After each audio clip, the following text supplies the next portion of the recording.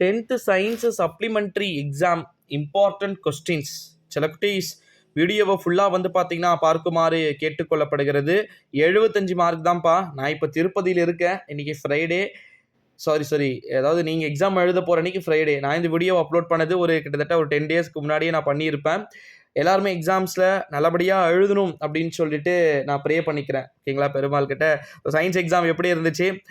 10th சயின்ஸுக்கான important கொஷின்ஸை பார்த்துடலாம். 75 மார்க்ப்பா. 75ல் ஒரு 15 mark எடுத்தாலே போதும். சயின்ஸ் மோஸ்ட்லி ரொம்ப ரொம்ப பாஸ் கம்மி, சாரி எப்படி ஃபெயில் லிஸ்ட் ரொம்ப கம்மி. ஒரு எத்தனை 2% கூட இல்லை. பட் இருந்தாலும் ஸ்டூடெண்ட்ஸ்க்காக போடணும் தான்.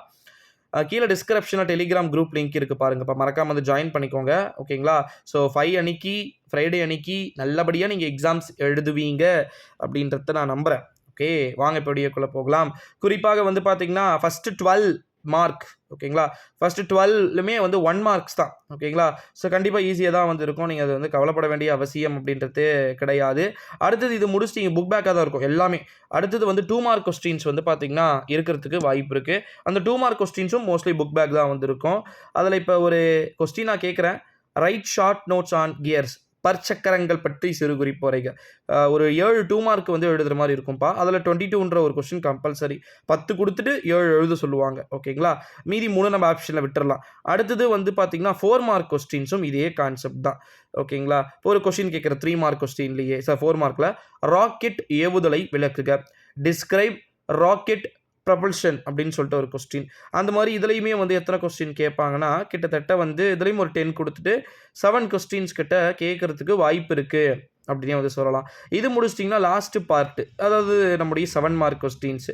இதில் வந்து மொத்தம் 7 கொஸ்டின்ஸ் வந்து எழுதுகிற மாதிரி இருக்கும். Sorry, 3 mark questions. அடுத்தது பாவீங்களா, என்னடா கொஸ்டின் பேப்பரே மாற்றி கொடுத்துருக்காங்க போல் அப்படின்ற ஒரு மைண்ட் செட்டை தான் வந்து பார்த்திங்கன்னா இருக்கும். ஸோ இது முடிச்சிட்டிங்க அப்படின்னா 4 மார்க் கொஸ்டின்ஸை முடிச்சுட்டு அதுக்கப்புறம் மறுபடியும் 3 மார்க் கொஸ்டின்ஸ் வந்து கொடுத்துருப்பாங்க. ஓகேங்களா, அதையும் முடிச்சிட்டிங்க அப்படின்னா அவ்வளவுதான். எனக்கு தெரிஞ்சு ஏறத்தாழ உங்களுக்கு எல்லாமே முடிஞ்சிச்சு. ஓகேங்களா, ஃபஸ்ட்டு வந்து 1 மார்க்கு, அதுக்கப்புறமா வந்து 2 மார்க்கு, 4 மார்க்கு, 7 மார்க் கொஸ்டின்ஸ். ஓகேங்களா, 7 மார்க் கொஸ்டின்ஸில் ஒரு சாப்டர்லேயே 2 கொஸ்டின்ஸ் இருக்கும். அந்த 2ல் எதனா ஒன்று எழுதணும். For example alpha beta gamma கதிர்களின் பண்புகளை ஒப்பிடுக. ஓகேங்களா, அதாவது அதுக்கு என்னென்னா compare the properties of alpha beta and gamma அப்படின்னு சொல்லிட்டு இருக்குது பார்த்தீங்களா. அதே போல் நிறைய இருக்குது, A to Z. நவீன அணுக்கொள்கையின் கோட்பாடுகளை எழுதுக அப்படின்னு சொல்லிட்டு கேட்டிருப்பாங்க. ஓகேங்களா, அதாவது மாடர்ன் ஆட்டோமேட்டிக் தியரி. அதுக்கப்புறமா வந்து பார்த்திங்கன்னா அவகோடா லா. ஓகேங்களா, அவகாட்ரோ விதி. இதெல்லாம் ரொம்ப ரொம்ப இம்பார்ட்டன்ட் கொஸ்டின்ஸ்ப்பா.